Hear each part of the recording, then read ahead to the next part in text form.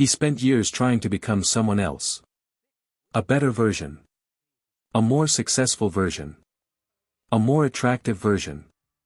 A more respected version.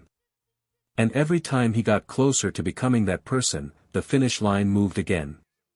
Because the truth is, most people don't hate themselves all at once. They abandon themselves slowly. One compromise at a time.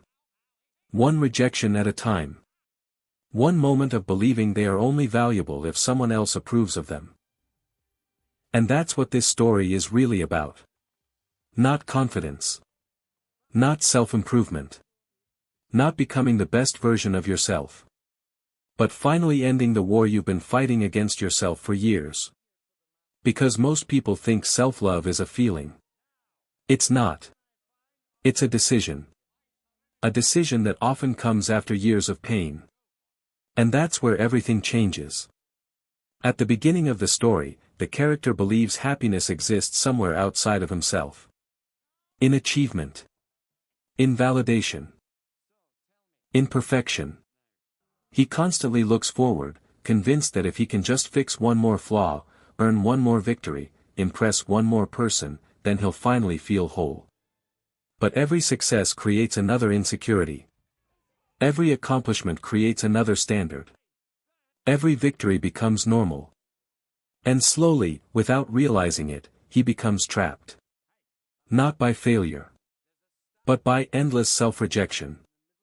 Because the person judging him most harshly isn't the world. It's himself. And most people know this feeling. You may have done this yourself. You accomplish something you've wanted for years. And instead of celebrating, you immediately focus on what's missing. What's next? What still isn't enough? The tragedy isn't that life isn't improving. The tragedy is that you never allow yourself to feel it. There is usually a moment where everything begins to crack.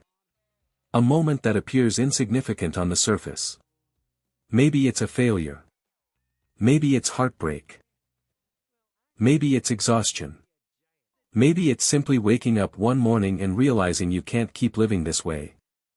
At first glance, it looks like a breakdown. But psychologically, it's something else entirely. It's the collapse of a false identity. For years, the character built his entire worth around external things. Success. Relationships. Status. Recognition.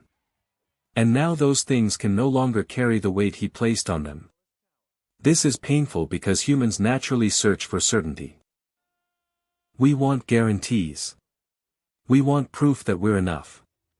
But the dangerous part is that no external achievement can permanently solve an internal problem. The character learns what many people spend decades avoiding: if you need constant evidence that you're worthy, you don't actually believe you're worthy. And that realization hurts. Because it forces him to confront something he has spent his entire life running from. Himself. Most viewers think the transformation happens during the big emotional moments. The dramatic confrontations. The speeches. The victories. But that's not where the real change happens.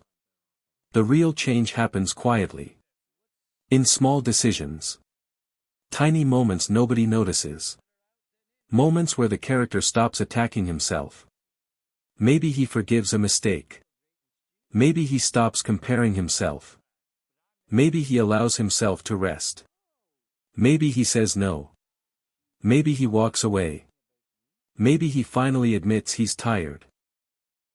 None of these moments seem heroic. But psychologically, they are revolutionary. Because self-love doesn't begin when you feel worthy. It begins when you choose to treat yourself as worthy before you fully believe it. And that's something many people never realize. You don't become valuable after healing. You heal because you finally start treating yourself as valuable. The film ultimately reveals a truth many people spend their entire lives resisting.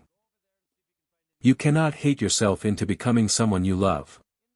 You cannot shame yourself into peace.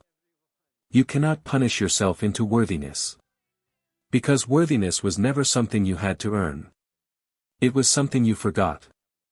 And what makes this realization so emotional is that most people have been carrying a burden that was never theirs to carry. Years of guilt. Years of comparison. Years of trying to prove something. Years of waiting for permission to finally accept themselves.